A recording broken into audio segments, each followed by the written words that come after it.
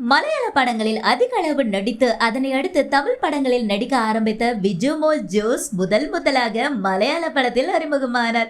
இவர் அறிமுகமான மலையாள படமானது 2016ஆம் ஆண்டு வெளிவந்தது.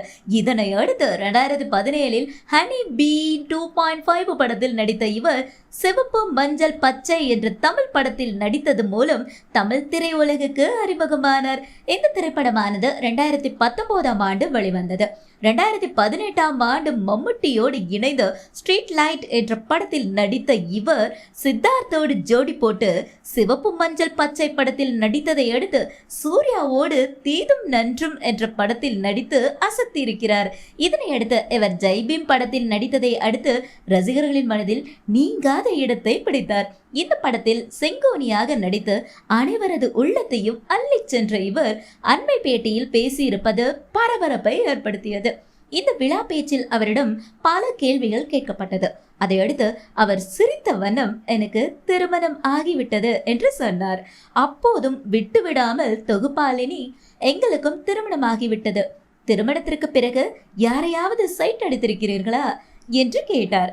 அதற்கு அந்த கேள்விக்கு பதிலளிக்க முடியாமல் தடுமாறிய நடிகை சிரித்த வண்ணம் சமாளித்தவாறே நான் அப்படியெல்லாம் பண்ற ஆள் கிடையாது என்ற வகையில் பேசி மழுப்பினார். எனினும் தொகுப்பாளினி சிரித்தபடி கல்யாணமான காரணத்தால தான் வேற ஆண்களை சைட் அடிக்க மாட்டீங்களா அப்படின்னு கேட்டதுக்கு நான் என் கணவரை மட்டும்தான் லைக் செய்வதாக சொன்னதோடு மட்டும் இல்லாம வேறு எந்த ஆணையும் ஏறெடுத்து பார்த்ததில்லை என்று ஜெய்பீம் நடிகை ஓப்பனாக பகிர்ந்தார். இதையடுத்து ஜெய்பீம் நடிகை ஓப்பனாக சொன்ன அந்த விஷயம் தற்போது இணையத்தில் வைரலாக மாறி இருப்பதோடு ரசிகர்களின் மத்தியில் பேசும் பொருளாகிவிட்டது.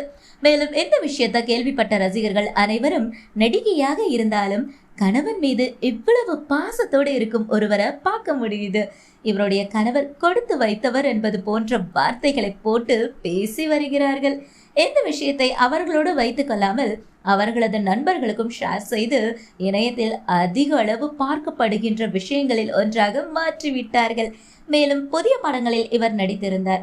அந்த படத்தை பார்க்க ஆவலாக காத்திருப்பதாக ரசிகர்கள் பலரும் கலவை ரீதியான விமர்சனங்களை வைத்து வருகிறார்கள்.